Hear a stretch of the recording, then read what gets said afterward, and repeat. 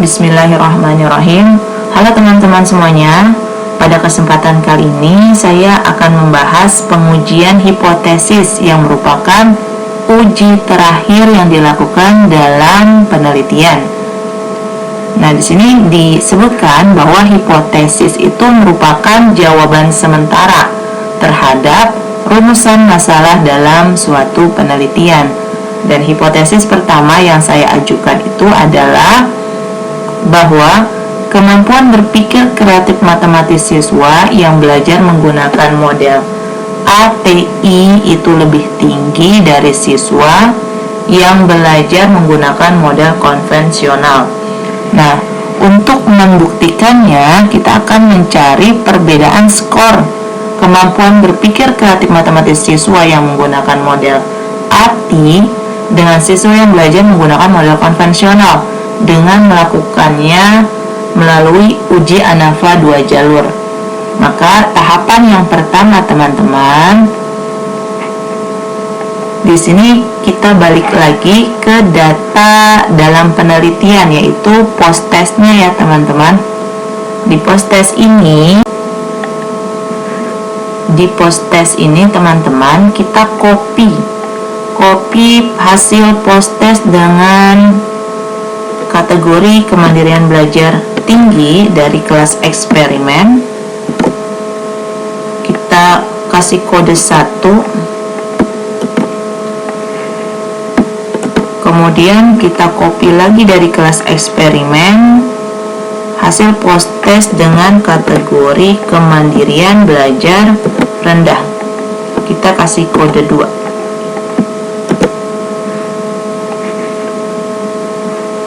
Nah, selanjutnya kita copy kembali hasil post test dari kelas konvensional untuk kemandirian belajar yang tinggi.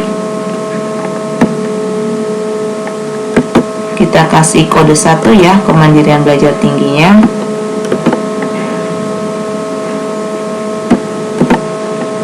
Dan hasil post test dari kategori kemandirian belajar rendah kita berikan kode 2.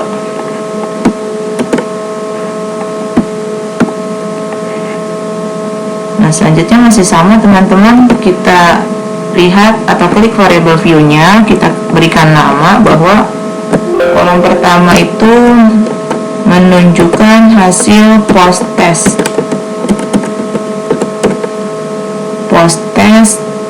berdasarkan kategori ya teman-teman, kategori kemandirian belajar tinggi dan rendah. Dan di kolom yang kedua itu merupakan kategori kemandirian belajar.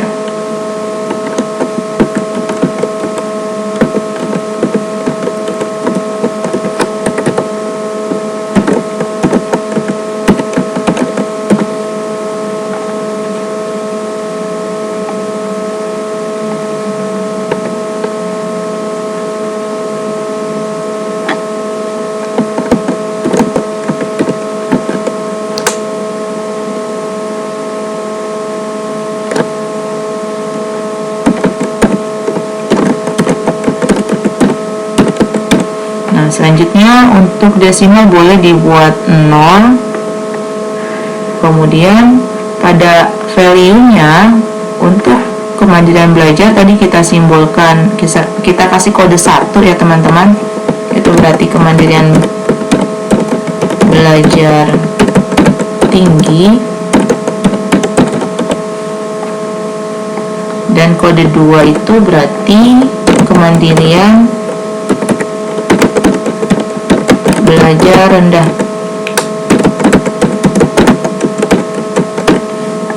Klik F, oke.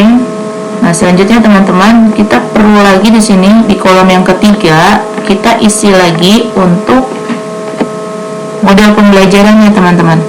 Jadi saya ambil kode 1 untuk model pembelajaran di kelas eksperimen ya, atau model pembelajaran ATI. Tadi sampai sini ya, sampai 36. Kemudian untuk kelas konvensional kita kasih kode 2. Jangan sampai ketukar ya teman-teman.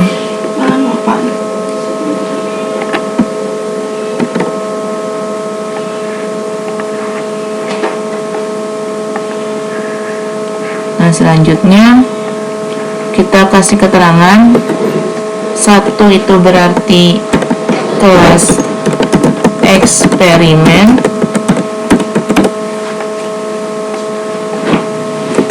2 itu adalah kelas kontrol.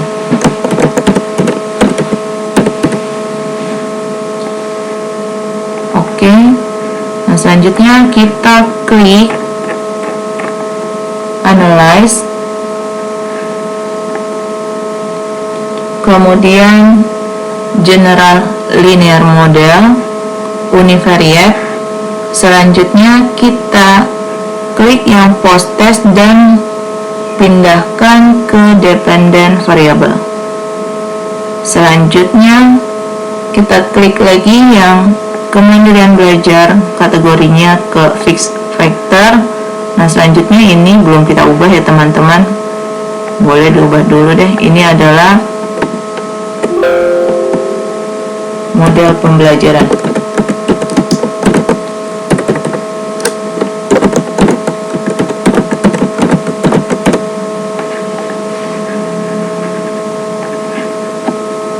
Model pembelajaran kita pindahkan juga ke fixed factor. Nah selanjutnya kita klik OK.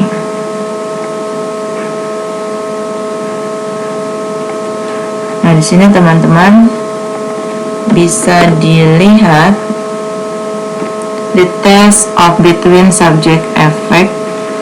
Di sini diketahui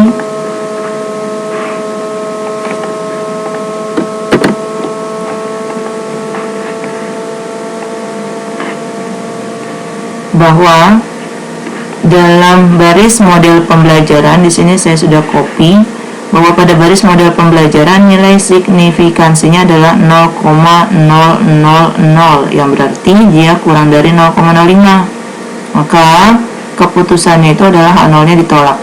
Dan interpretasi hipotesis ini berarti terdapat perbedaan rata-rata skor kemampuan berpikir kreatif matematis siswa yang belajar menggunakan model ATI dengan siswa yang belajar menggunakan model konvensional. Selanjutnya teman-teman, untuk mengetahui signifikansi perbedaannya, kita melakukan uji yang kedua, yaitu uji independent sample t-test. Nah dalam uji independent sample t-test, yang pertama kita klik analyze, kemudian klik compare means, independent sample t-test, post testnya kita pindahkan ke test variable, kemudian model pembelajarannya kita pindahkan ke grouping, dan jangan lupa di define groupsnya diklik, diketik nomor 1 dan 2, continue, klik lagi OK. Nah di sini kita dapatkan hasil dari independent sample t-testnya bahwa nilai signifikansinya, di sini yang dilihat ada T-nya, nilai T hitungnya adalah 3,719 ya, dengan K-nya sama dengan 2 dan N-nya 74. N ini menandakan jumlah sampelnya ya, 74. Kemudian K-nya 2 karena variabel bebas dalam penelitian ini adalah 2 ya.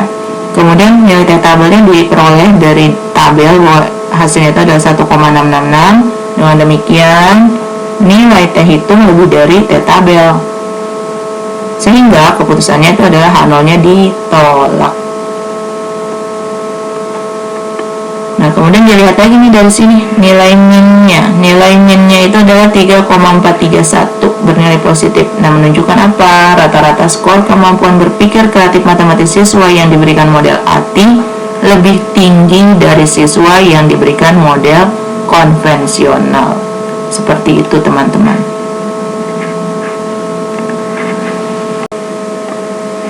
Oke, kita lanjutkan ya teman-teman. Sekarang kita mau melakukan uji hipotesis yang kedua, yaitu untuk membuktikan terdapat interaksi antara model pembelajaran dan kemandirian belajar siswa terhadap kemampuan berpikir kreatif matematisnya. Nah, untuk melakukan uji ini kita lakukan dengan melakukan uji ANAVA 2 jalur dengan tahapan yang pertama, datanya masih sama yang tadi kita gunakan, klik Analyze, kemudian klik General Linear Model, klik Univariate, kemudian kita reset dulu ya. Post testnya kita pindahkan ke dependent list, kemudian model pembelajaran dan kategori kemandirian belajar dua-duanya kita pindahkan ke fixed factor.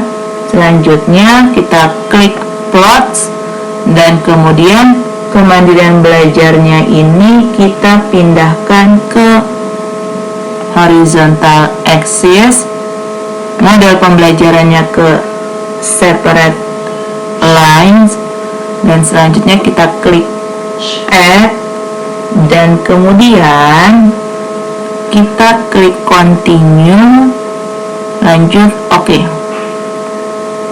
Nah, di sini teman-teman yang kita butuhkan itu adalah estimated marginalnya alias grafiknya ya, gambarnya.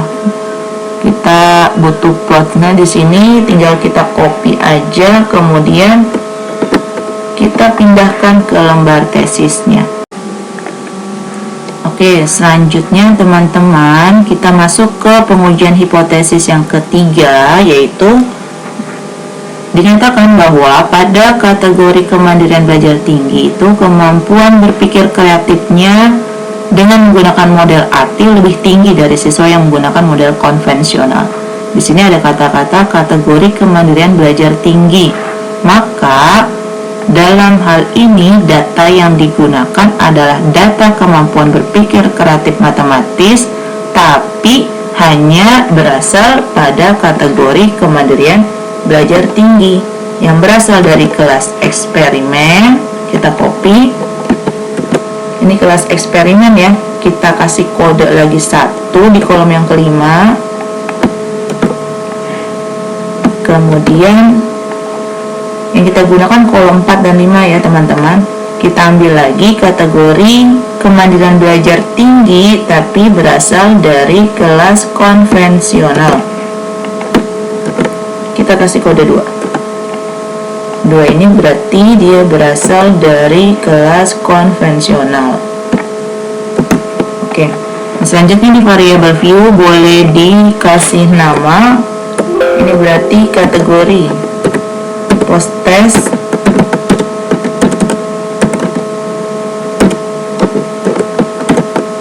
kemandirian belajar tinggi,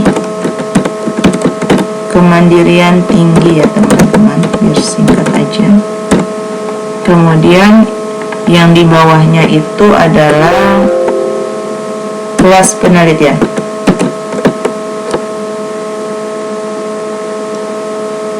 Kategori kelas.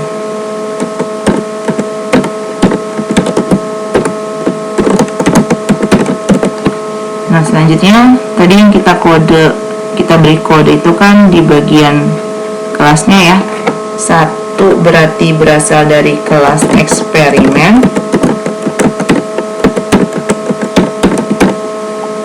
Kita add, kemudian 2 berasal dari kelas kontrol. Add, oke. Desimalnya boleh dibuat 0 dulu dua-duanya, kemudian kita balik ke data view, lanjut lagi kita tinggal klik analyze, kemudian compare means, independent sample t-test, kita reset dulu, kita ambil yang nilai post test dengan kemandirian belajar tinggi, kita pindahkan ke test variabel, dan kategori kelasnya di grouping, define-nya ketik 1 dan 2, continue, kemudian kita klik OK. Nah, di sini kita peroleh di kolom di tabel yang terakhir ini, kita tinggal pindahkan ke lembar tesis kita dan didapatkan bahwa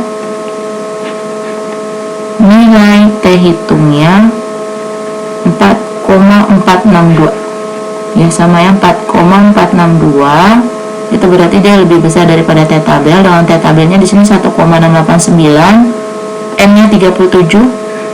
Kemandirian belajar tingginya aja teman-teman yang diambil.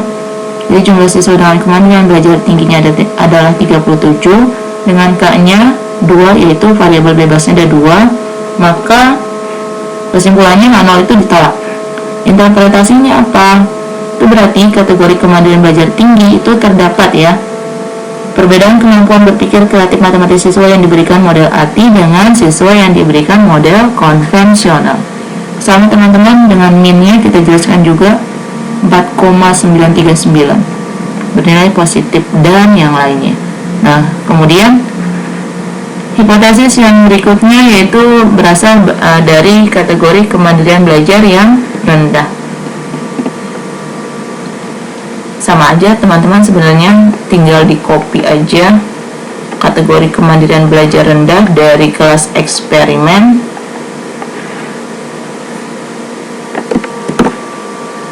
Kita masih pakai yang sama tadi ya, di kolom yang ke-6 dipaste di sini. Berarti ini berasal, kita udah nggak usah buat kategori kelas lagi, sama aja ya teman-teman ya. Kemudian kita copy lagi dari kategori kemandirian belajar rendah yang berasal dari kelas konvensional, kita pindahkan. Nah, selanjutnya di variable view diubah namanya post test dengan kemandirian belajar rendah.